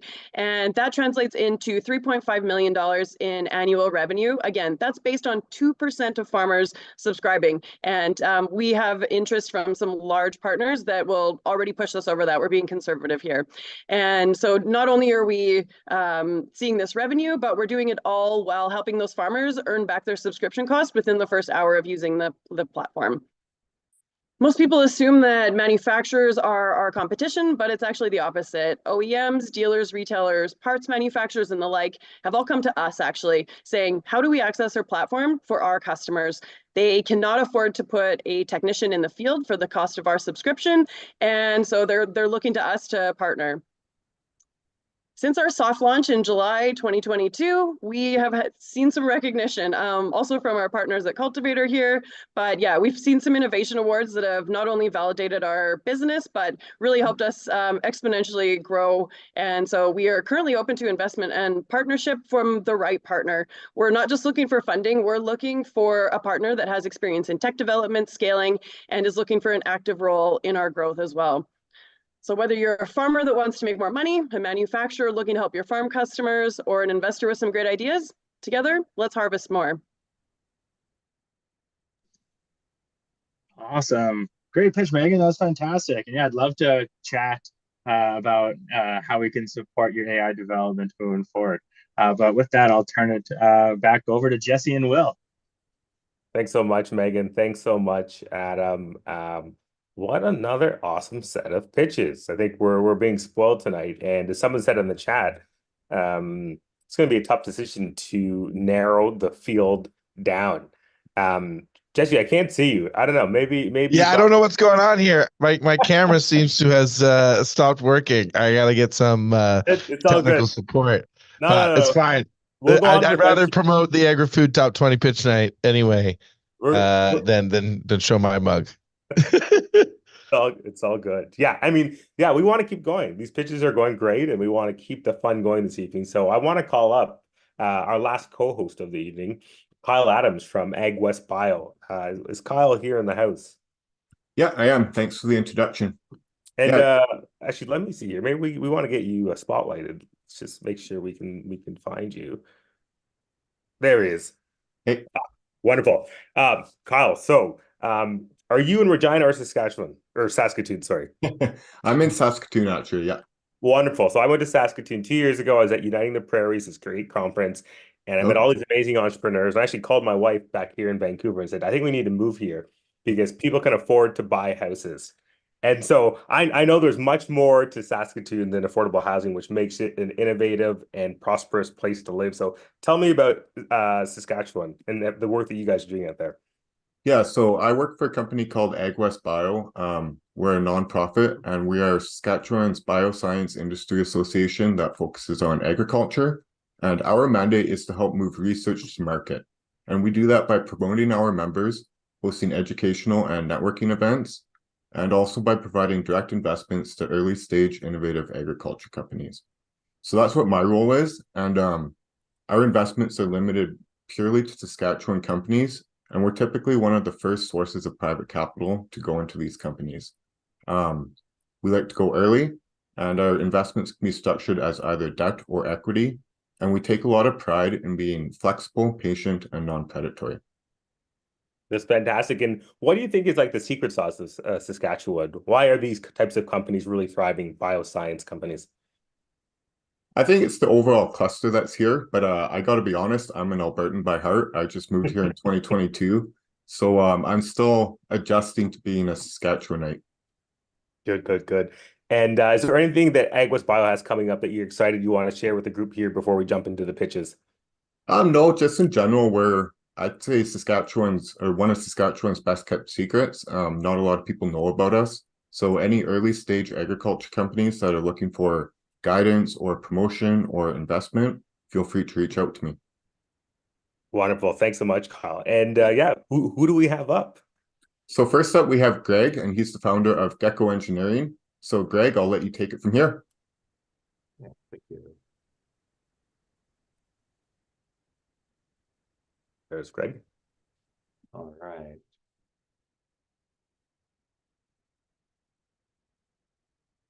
Should be good. Yes. All right. Okay. Hello, I'm Greg Stewart. I'm founder and CEO of Geco. I've got a background in math and engineering and about 20 years experience in developing data products and automation products for different markets in different industries, including but not limited to agriculture.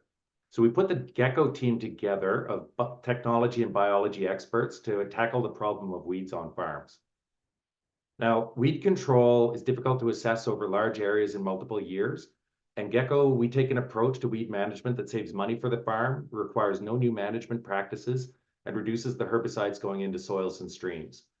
So no farm wants to use more chemical than they need to effectively control weeds and protect their crop yields. The full extent of herbicide use includes impacts on human health and ecosystems, including reducing biodiversity and negatively impacting the habitats of local birds and aquatic wildlife. Despite this, over the last 3 decades, herbicide sales have doubled in Canada, and the use of glyphosate in the US has increased by a factor of 20. Now, since weeds often occur in localized patches, can we be more proactive and targeted in the use of herbicide for economic and environmental benefits? There are 2 billion acres globally, 25 million acres in Canada, and over 300 million acres in the US using herbicides. So what do? Geco uses satellite imagery, crop data, and AI to first create a 5-year history of the weed patterns in the field. And then we predict where the weeds will emerge in the coming season. And this generates a map that's downloaded to the farm's existing equipment. This permits the targeted application of herbicide on just the weedy hotspots, in contrast to the current practice of covering the whole field in a blanket of herbicide. In practice, this is saving roughly 50% of the herbicide compared to a standard application, and is often used with the more expensive soil-applied herbicides in the fall or the spring.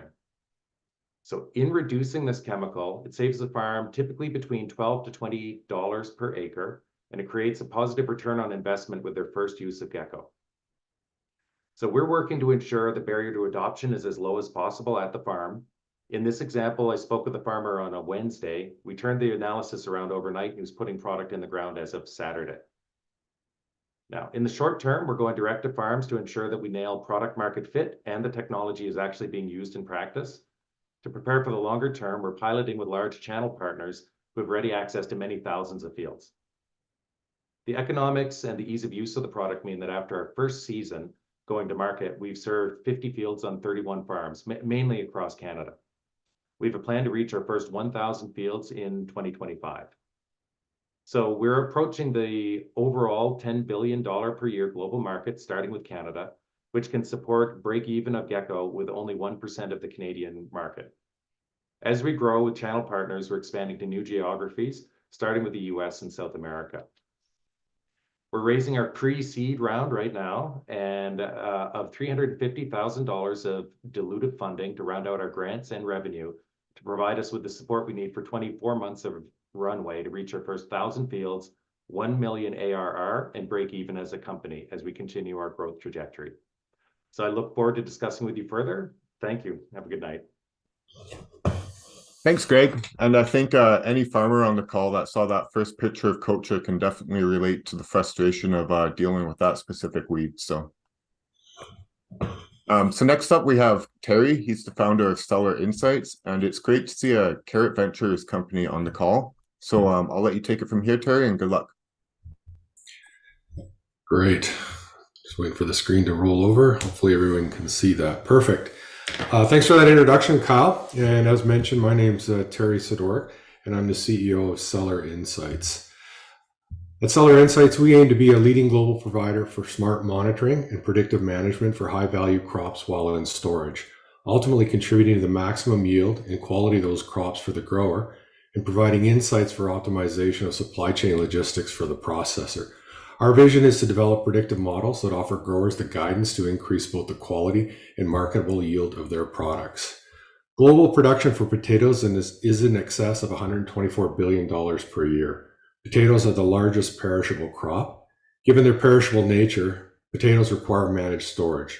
On average, potatoes in storage experience a 17% annual reduction in value due to shrink, rot, and reduced quality. This global loss equates to $20 billion annually.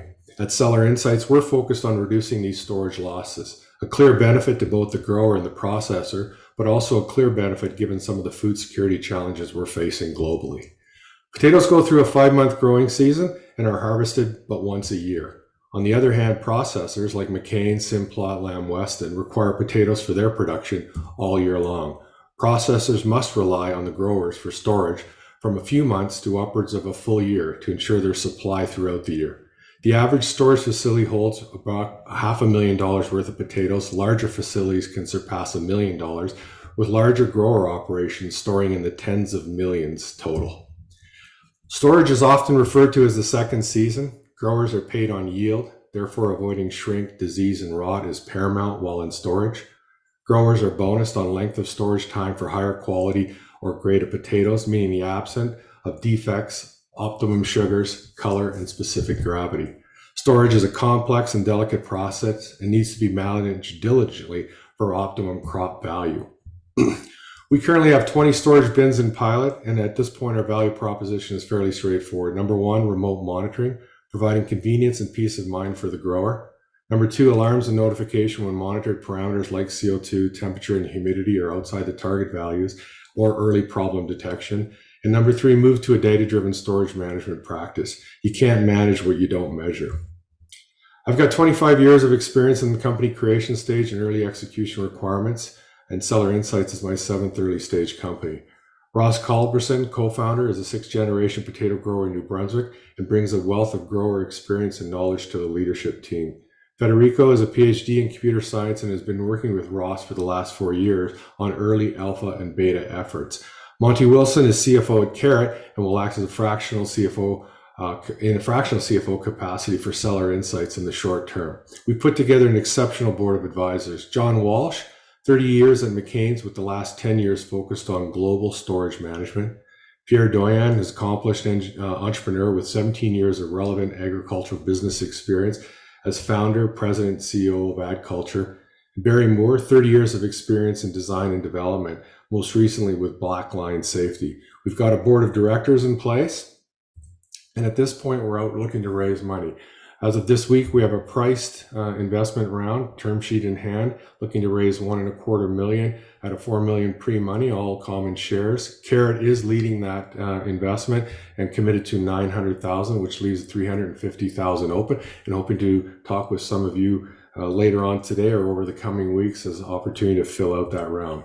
So Cellar Insights, helping growers protect and manage their hard-earned crops in storage. Thanks very much. Thanks, Terry. Great job. And up next, we have Ming Yang with Bioboost Synbio. So Ming Yang, you're last but not least, and let's close this out strong, and good luck. Thank you. All right. Well, thanks everybody for coming. It's interesting that the pitch night started with a East-based biotechnology and from Vancouver, and is wrapping up with a East-based technology from Vancouver. So it's coming to a full circle. With that being said, welcome everybody. We are Bioboost Synbio. We're a platform technology company in the biotech space. So Sustainability has always been the core of our company, so this is why we set up to do what we do today. With this in mind, let me tell you a little bit about what we're doing today with this technology. The problem we're solving is in the alternative sweetener space. We all know why alternative sweetener came up is to solve a lot of the challenges that associated with traditional sugar. However, in the recent years, new problems emerged with these alternative sweeteners, such as health concerns like blood clots, gut microbe issues, or practical problems like hard to formulate or unpleasant of taste or quality inconsistency. That's why the market is always seeing something new. And with that, there comes a brazine. It's a new sweetener molecule with multiple benefits that you see on the screen here. So what is Bioboost's value proposition? Bioboost, we want to bring superior quality sweeteners to the market with a technology that eliminates many of the traditional agriculture shortcomings. So the brazine, this sweetener protein molecule originated from a fruit. However, as you can see the problem here, the content of that sweetener molecule is very, very low in the natural fruit. And that is exactly why we're bringing the production chassis platform into precision fermentation using yeast instead. The advantage of the platform is all listed here. As you can see, it does solve many of the current challenges with agriculture and some of the upcoming ones as well. As for the platform itself, Bioboost has already secured the patent in US and Canada in the last 2 years and expanding into other strategic territories as well. So how big is this alternative sweetener market? As you can see, it's a multi-billion market and it's growing very healthy. And even just last year in US alone, it's a $2.6 billion market. And in order to take a piece of this growing market, and we're asking between $500,000 to $1 million US in the next year to 2 years to bring this molecule to the next milestone. And most of the money will be used for advancing R&D, scaling up this production and seeking regulatory approvals in key areas. We are already at a technology readiness level of 6, which means we have already successfully demonstrated this working in the fermenter. And we are going to, the business is pretty simple. We want to partner with giants in the industry and to have a licensing kind of business plan moving forward. So as co-founders, Dr. Tyrion and I together have worked over 26 years with this yeast that we're using today. So we're pretty well versed knowing the challenges and the benefits and the advantages of the platform itself. And we have over 10 years of working in the industry. The advisory team that we put together is also pretty impressive. They range from the ex-Merck's R&D directors and to agriculture gurus as well. So with that being said, here's some of the highlights why this is good technology, why Bioboost, because we have a sustainable biosynthesis platform. It's already IP protected. Co-founder and I have many years of working together. So this is a very, very solid founding team, and we have very deep technology know-how. And we thank for all of the partners at the industry associations that supported us on this journey so far. And thank you so much. Thanks, Ming Yang. And Will, I'll pass it back to you to close things off. Yeah, well done. Thank Kyle. Thanks, Ming Yang. What a phenomenal evening. We just completed our first Agri-Food pitch night. This has been an amazing night and really exciting to see BC companies out in full force. And I got a private message from someone saying, Will, when are we doing Vancouver parties? And trust me, we'll be setting those up very, very soon. Jesse. Yeah, actually, Will, I'm coming out to Vancouver in just 2 weeks. So reach out to Will if you want to set up a meeting and come hang out with us over there in Vancouver. Lots of events and things going on in both Vancouver and Victoria that week. That's the week of the 19th. So really excited for that. And we're coming out for Innovate West later in April. So Vancouverites, keep your eyes peeled for TNT announcements leading into that. But what an incredible night. 19 pitches up, 19 pitches down. Will, how did you feel about your first ever top 20 pitch night? I just thought it was phenomenal. And again, this has been a recurring theme throughout the evening. How are these investors going to choose? right? That's the big question. How are these investors gonna rank these companies and actually cut this list down? Because there were just so many promising ones out there. Absolutely. So what's happening now is these investors are meeting with the companies. They're going to be getting into data rooms next. They're cutting these companies down to 5 that are going to pitch at the finale night. That's going to come up in about 3 weeks. Actually, I think it's 4 weeks time. We'll be announcing the top 5 finalists. And then on March 14th, we're going to see those 5 companies pitch one last time. They're going to have all the deal terms sorted out with our investors. All the due diligence is going to be completed. Lots and lots of work goes into that. So thank you to our investors for making that happen. And then, yeah, we're going to be pitching live at the Sask Science Center in Regina, or you can register to watch online virtually, just like you did tonight. Join us. We got the links there in the chat. But who do we have to thank, Will, for making tonight happen? Well, we need to thank, again, all of our partners, obviously, but we want to give a special thanks to the operations team here at Startup TNT, Jonah, Winnie, the whole ops team. They're in Edmonton. They made sure that all of this went off without a hitch. And it's not just us in the Agri-Food room tonight. It's life sciences, it's clean tech. So there's just a ton of work they've done to make sure that tonight went off without any issues. And we want to thank the staff at Innovation Place in Saskatoon, because I know that the team there is hosting a watch party. And we also want to give a shout out to the folks in Winnipeg at the King's Head, where they're watching as well at another watch party. I think, Jesse, you said there's 500 people doing TNT stuff tonight or more, probably more. Absolutely. Yeah, and I also got to throw one more special. Neil Vanderbunte here on the call, being a madman, getting people in Zoom, getting all the permissions set up. Way to go, Neil. Not only is he an investor and one of my colleagues, and one of our colleagues, Will, with TNT, but tonight he was just a rock star operator. And yeah, thanks you again to all the sponsors, co-hosts, the investors, and of course, let's give a round of applause to all our founders tonight. They put themselves out there.